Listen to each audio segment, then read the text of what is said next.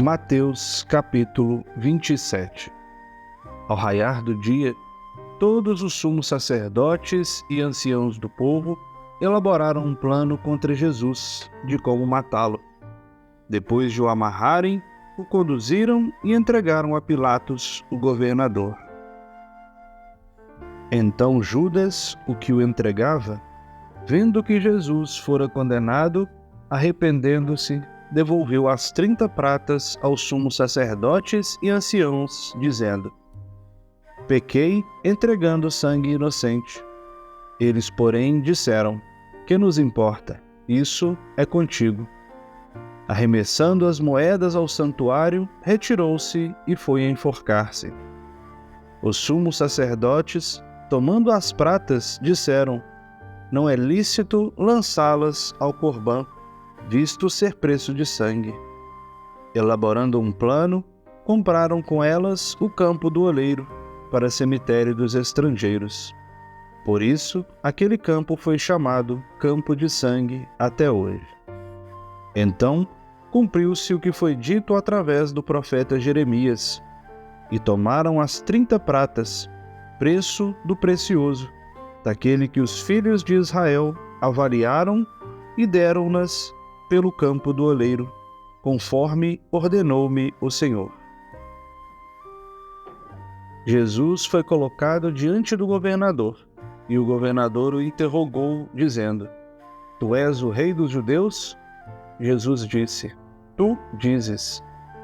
Ao ser acusado pelos sumos sacerdotes e anciãos, nada respondeu. Disse-lhe então Pilatos: não ouves quantas coisas testemunham contra ti? E não lhe respondeu nenhuma palavra, a ponto de o governador maravilhar-se imensamente. Por ocasião da festa, era costume o governador soltar um preso que a turba quisesse. Então, tinham um preso notório, chamado Barrabás. Portanto, enquanto estavam reunidos, disse-lhes Pilatos: quem quereis que eu vos solte, Barrabás ou Jesus, chamado Cristo? Pois sabia que, por inveja, o entregaram. Enquanto estava sentado no estrado, sua mulher lhe mandou dizer: não te envolvas com esse justo, pois muitas coisas sofri hoje em sonho por causa dele. Os sumos sacerdotes e os anciãos persuadiram as turbas para que pedissem Barrabás e matassem Jesus.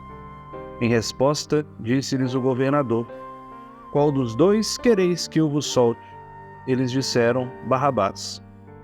Diz-lhes Pilatos: que farei então de Jesus, chamado Cristo? Dizem todos: seja crucificado. Ele disse: no entanto, que mal ele fez? Eles gritavam ainda mais, dizendo: seja crucificado. Pilatos, ao ver que nada ajudaria, antes, pelo contrário, gerava tumulto, pegando água, lavou as mãos diante da turba, dizendo: sou inocente desse sangue. Isso é convosco.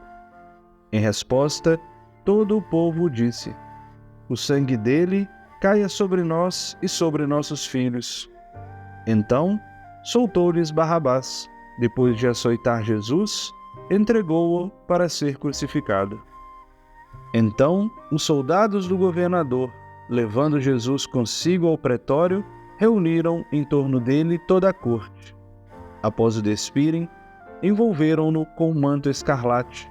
Traçando uma coroa de espinhos, puseram-na em sua cabeça e um caniço em sua mão direita. Ajoelhando-se diante dele, o ridicularizaram, dizendo: salve, rei dos judeus. Cuspindo nele, tomaram o caniço e batiam na cabeça dele. Depois de o terem ridicularizado, despiram-no do manto, vestiram-lhe sua veste e o conduziram para ser crucificado. Enquanto saíam, encontraram um cirineu de nome Simão e o requisitaram a fim de que carregasse a cruz dele. Chegando ao lugar chamado Gólgota, que significa lugar da caveira, deram-lhe para beber vinho misturado com fel.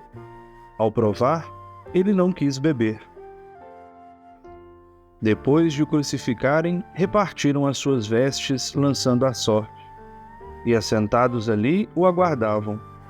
Por cima da sua cabeça, colocaram a sua acusação escrita: Este é Jesus, o Rei dos Judeus. Então, eram crucificados com ele 2 assaltantes, um à direita, outro à esquerda.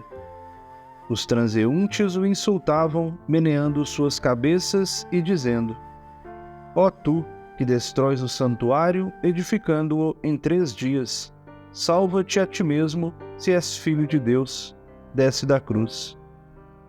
De forma semelhante, os sumos sacerdotes, com os escribas e anciãos, zombando, diziam: Salvou outros, a si mesmo não pode salvar.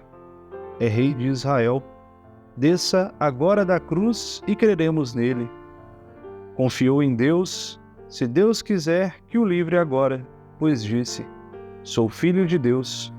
Do mesmo modo também os assaltantes, que foram crucificados com ele, o injuriavam.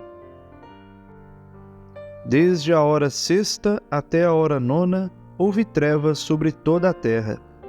Por volta da hora 9ª, bradou Jesus em alta voz, dizendo: Eli, Eli, lema sabachthani, isto é, meu Deus, por que me abandonaste? Alguns dos que estavam de pé ali, ouvindo isso, diziam: Ele chama Elias. E logo um deles, correndo, tomando uma esponja, enchendo-a de vinagre, colocando-a em volta de um caniço, dava-lhe para beber. Os restantes diziam: Deixa, vejamos se Elias vem salvá-lo. Jesus, gritando novamente com grande voz, deixou ir o espírito. Eis que o véu do santuário rasgou-se de cima a baixo em 2. A terra tremeu e as pedras racharam-se. Os sepulcros foram abertos e muitos corpos dos santos que estavam deitados foram levantados. E saindo dos sepulcros, após o erguimento dele, entraram na cidade santa e se manifestaram a muitos.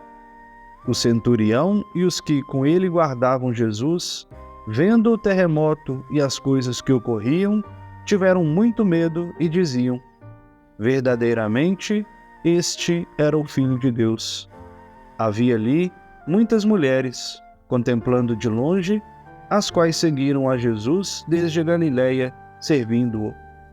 Entre elas estavam Maria Madalena, Maria, mãe de Tiago e de José, e mãe dos filhos de Zebedeu. No dia seguinte, que é o dia da preparação, os sumos sacerdotes e os fariseus se reuniram com Pilatos, dizendo: Senhor, fomos lembrados de que aquele enganador, ainda vivo, disse: Depois de 3 dias ressuscito.